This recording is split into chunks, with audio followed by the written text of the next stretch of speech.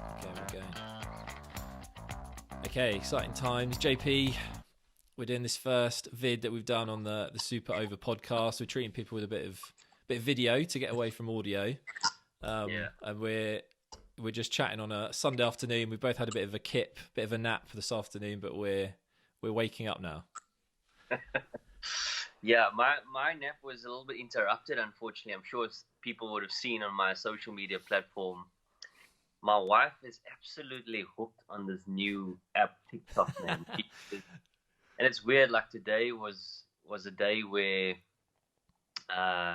she even admitted like the lockdown is getting to her. And, you know, she's trying all these different videos from TikTok now, and I had a bit of a kip, and all of a sudden I see on our family WhatsApp group is a video of her taking of me while I'm sleeping.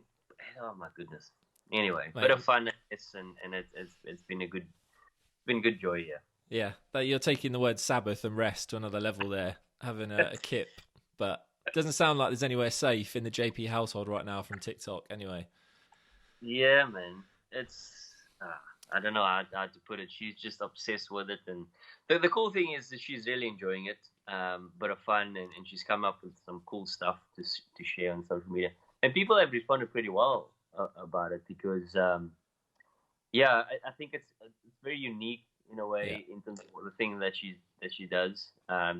So I don't know if you guys saw, we did this exercise challenge where we sort of grab each other by each other's knees. Oh, we saw. In motion of this one song, and all of a sudden it's become a Sue Duminy challenge. So people are trying it at home, and there's a couple of epic fails as well. But it's all in good fun. Yeah, that was pretty cool watching that. That's Table Mountain in the background, right? Yeah, we've got a bit of it. We live on a bit of a hill, so we've got a pretty decent view of Cape Town. So that is Table Mountain. Yeah, that's amazing. What's happening your side? How's the UK? I know there's a lot going on there. Obviously, from a COVID-19 point of view, you guys have been hit pretty hard. How are you guys coping with it? Yeah, so we were just saying, weren't we, that it's slightly different at the minute from South Africa to UK. But the situation, I think at the minute, people still don't really understand the weight of it, and just that we really need to take this seriously. So I think some people have been caught having barbecues, and because it's really nice weather here. Obviously, it probably is for you as well, but we're not used to that. So as soon as the sun comes out, we're off, and we're going down the beach. We're going to a park. So it's been really tough for everybody to just stay indoors when it's been probably 20 degrees, which is kind of nice for us.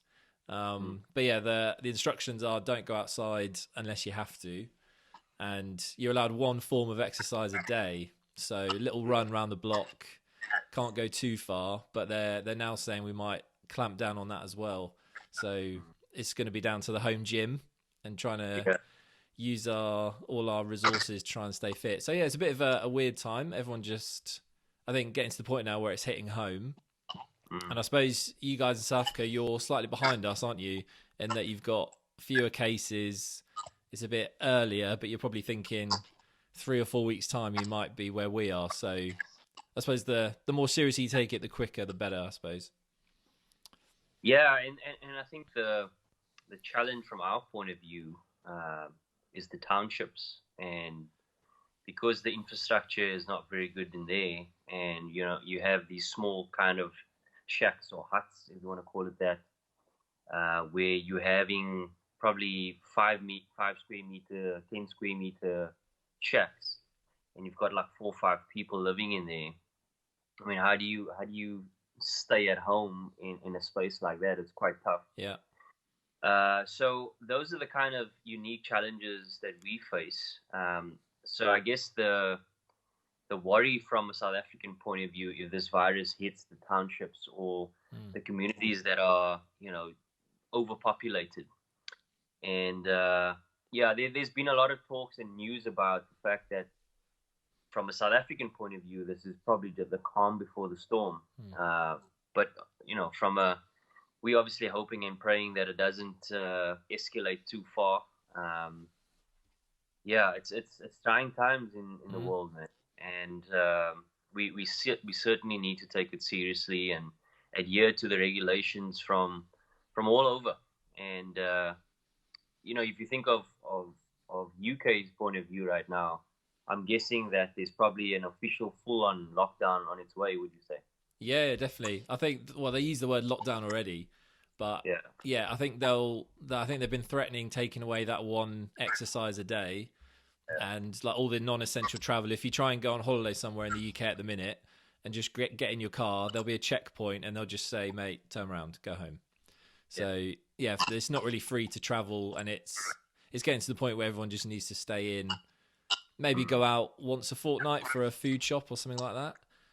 Yeah. But yeah, it's getting to the point where it's quite strict. Is everyone that you're speaking to, is everyone quite chilled in Cape Town and South Africa in general, or are people worried? Do you get a sense that they know it's coming, kind of thing? I think there's a bit of mixed emotions at the moment. I think the reason why they might be chilled because it's not fully on their doorstep right now, and the panic and the worry is to see the escalation.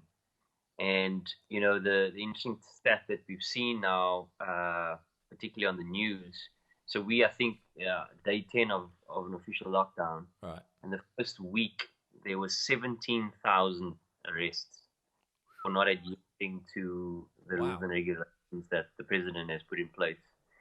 So that's a scary number. Yeah. And yeah, at the end of the day, we need to adhere to it and stay at home and understand that this is something that can really, really, hit our planet on a whole in a massive, massive way. I mean, obviously, we're watching the news on various channels and watching CNN and Sky News and seeing what's happening in the US as well. Yeah. How the numbers are escalating there. It's crazy, man. The amount of infections over the world now, over the 1 million mark. I know. Yeah, so it's crazy. But these are the times where I believe we really need to come together and be there for one another and literally call each other out, particularly if it's friends. Like, come on, guy, you need to adhere to it and you need to play your part. Even if it feels mundane in terms of what you need to do, you need to just play your part. If we all have that kind of mentality, we certainly will give ourselves the best chance of flattening the curve. But yeah, it's also a time of prayer. It's a time of really adhering and not adhering, but more a time where we can come before God right now and really ask for His love and affection upon us as mankind. Yeah. This is the one thing that I've really, there's always a silver lining in everything, and the one thing that I've really taken out of this time is the fact that I've had time of solitude, and it's been something that I've probably missed in my life for a long time because of the busyness of my career. Being on the road for 20 years, and now you are forced to be in lockdown, and you have this time where you can really just commit to God. It's a Sunday, so every church pretty much all over the world are doing church online, and not much further than our church here in Cape Town. And I was listening to our pastor this morning. So he actually preached from a radio station this morning, and he actually shared quite a unique story, particularly in what we going into now, which is Easter, and obviously today representing Palm Sunday. And he was talking about the story in the Bible about you must remind me. You might know this better than I do. Hopefully. Yeah. This is where neither of us do. It was the woman that was judged for. I'm trying to think of the story now. Oh, was it where they wanted to stone her? Yes, there we go. Yeah. That was the one. That's the one. And he basically spoke about how if any of you are sinless, you get to throw the first stone. And we find ourselves in a time now where it is. We think that we are able to judge one another. We think that we are able to throw that first stone, but we actually got to reflect, in our own lives and take stock of our own lives. And I think we are presented with an opportunity to do that right now. where we can really think about where our world is at the moment, all the the different things that we've made more important than what actually is the most important thing, and that is your relationship with God. And that it's been a real almost revelation for me and my family, in that, man, it's a real time to just take stock and reflect and identify what are your main priorities in your life, identify what's important, and align your behaviors with that. And I think Yeah. that has been the biggest lesson, um, particularly out of this last 10 days. Yeah, I think I completely echo what you say. I think it's so important right now to really grab hold of the positive things, because I mean, you said about CNN and turning on the news. You can get depressed within about 5 minutes, can't you, at the minute? And then I'll keep checking my phone, there'll be updates, there's more deaths, there's more need.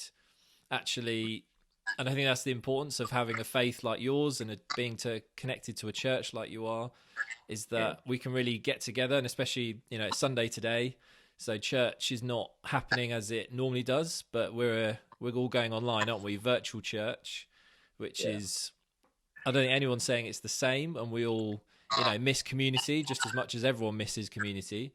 But yeah, it's a real time of saying, do you know what are the things in my life that are important? And on lockdown, a lot of things have got to go, haven't they? A lot of your habits, a lot of things you like to go do. If you want to go down the driving range, you can't. If you want to go and do all these things, and it's about a lot of it's about family, isn't it? And I'm sure a lot of pro cricketers right now are. I mean, yeah, from that point of view, a lot of pro cricketers must be loving this, right? In that, just having that time with family. Forget about the IPL, forget about a test series. Just having 3 months at home as a cricketer, that's unheard of, isn't it? Yeah, it certainly is. And the interesting thing is to watch everybody's social media platforms and what they're doing to keep busy. Obviously, there's a lot of active things coming on your social media platforms, where you're exercising, you're working out, and as you saw on mine, get taken the picky out of Yeah.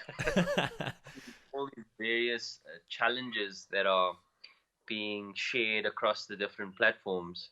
But like you said, it is a unique time, particularly for cricketers, where um, and it can also be a challenging time. And I don't only say that for cricketers and sportsmen. It obviously applies to everyone. But if you think of the rhythms of life of a sportsman, you're constantly on the go. You're constantly having to travel, particularly from a cricketer's point of view, travel for long periods of time. And I've certainly found in my career, with having that kind of rhythm in my life, that if you're at home for too long, you get a bit fidgety, because you're so used to just getting up and go, and finding yourself in a very structured format of things getting done for you, things you're getting told what time to meet where, what time's a meeting, what time the bus is leaving, Yeah. what time you're eating. Everything is structured for you, and now we're in a space where you actually need to create that structure for yourself, which is not necessarily a bad thing. And I certainly found this, particularly in the transitional part of retirement, was quite tough. And I think from a cricketer's point of view, here we get a glimpse of what it might not the extremities of it, where you kind of locked down in your house, but having to run a household and a family with you fully involved in it is a little bit different. So there's obviously various pros and cons for the most part. Yeah. Yeah. Do you think it'll get to the point, because people have been in for so long, as great as it is, I think everyone will be crawling the walls by the end. Do you think cricketers after this will be thinking, do you know what, I've got a new love for this game, I'm going to treat it so much better, I'm going to really look after my family and my cricket? Do you think this could be a good almost refresh for cricketers, because it's going to make you realise how much you love the game, isn't it? 100%. I think you hit the nail on the head there, where you spoke about just a refresh of mindset. And I think, one always feels a refresh when you have a break, but this is a very different break, where you're not allowed to leave your house. Generally, when you're at home, you would head to the nets, you would head to the gym, various meetings, sponsors, meetings and various other things that one needs to do. And now it was purely just at home. I think there's definitely going to be a new sort of invigorous kind of sensation for the game, an appreciation. And I think that's the word we're looking for here, an appreciation for what we have as sportsmen and the privileged life that we do have. I mean, if you think about this pandemic that we're facing right now, and this is something that I struggle with on a daily basis. The privileges that I have, that you and I have right now, is that we have a roof over our heads. We've got food to eat. You know, you still have your job. I know you started a new job, but you know, you still have that. I'm unemployed. He says, with 1,000,001 commitments, but yeah, technically. But there's so much privilege in that, and the pandemic has shown us that there's so much suffering as well, and there's so many people that are below the breadline, and I think again that brings an appreciation for what we have, but also an appreciation to reach out a hand and to give a helping hand to the next person. And I think those are the lessons that we'll learn from this, is that, you know, it's not only about us and our families, it's about reaching out and impacting people's lives in a positive way. And here we have practical, I mean, there's various non-profit organizations that are really active right now in this time. And yes, there's not a lot of physical things that you can do, as in make an appearance or, you know, get your hands dirty, but there are a few things one can do, make donations and so forth. And we spoke earlier offline about how there's a lot of chatter around sportsmen, and particularly in the UK around the footballers taking pay cuts and so forth. Yeah. Yeah, it's an interesting time. And it's, again, it just comes back to this word of appreciation, that there's so many people losing their jobs, you know, not knowing what the future holds. We have no idea what the future holds. And this is a time for us to hold on to God's promises, you know, that He will give us a hope and a future, that He has the best interest, our best interest at heart. You know, He has us in the palm of His hands.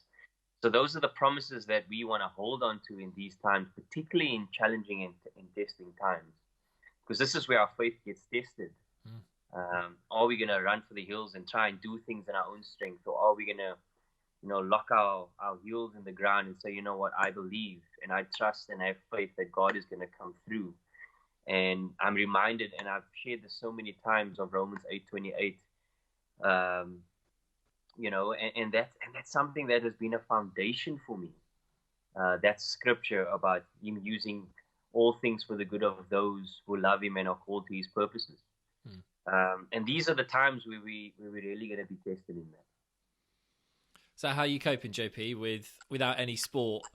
You go on to stick the sports on. There's no golf. There's no cricket. There's no rugby. How are you doing personally? Because you're a big sports fan, aren't you? I am. I've never really been a big sports watcher.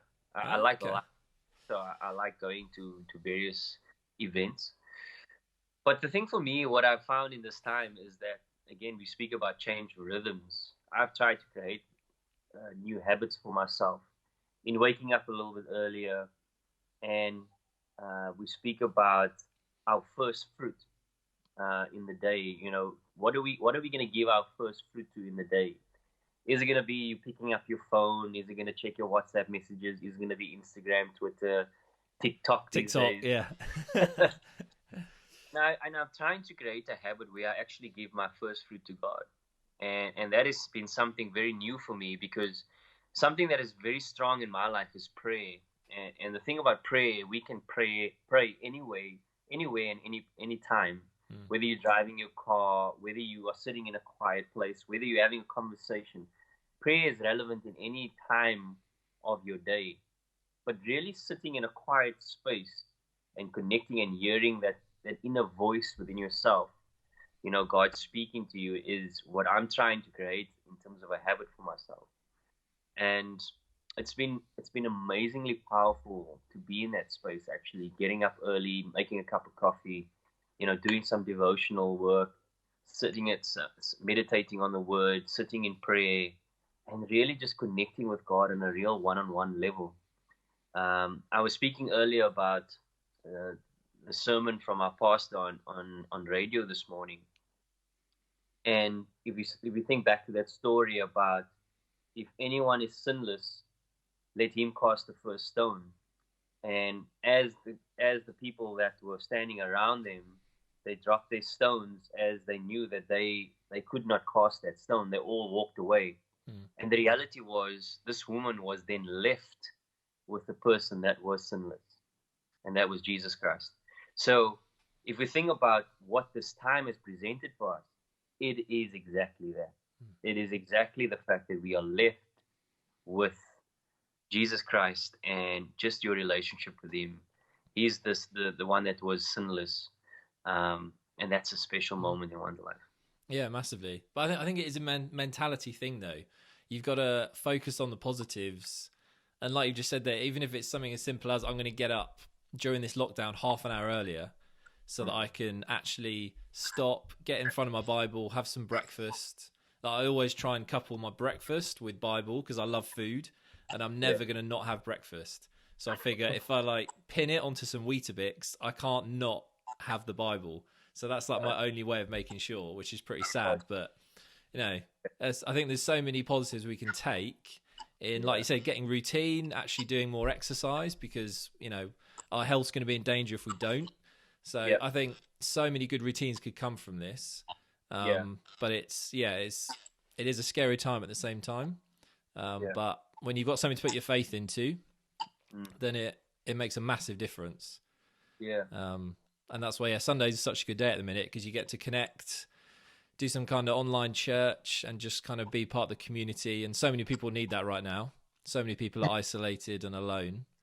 So I just want it to be a positive time where we look back and think, actually, so many good routines came out of this. Spent time with family, and you know, time is really precious. So make the most. Yeah, and I think that's something that I believe, you know, once we get through this, I believe that's something that we're all going to reflect on.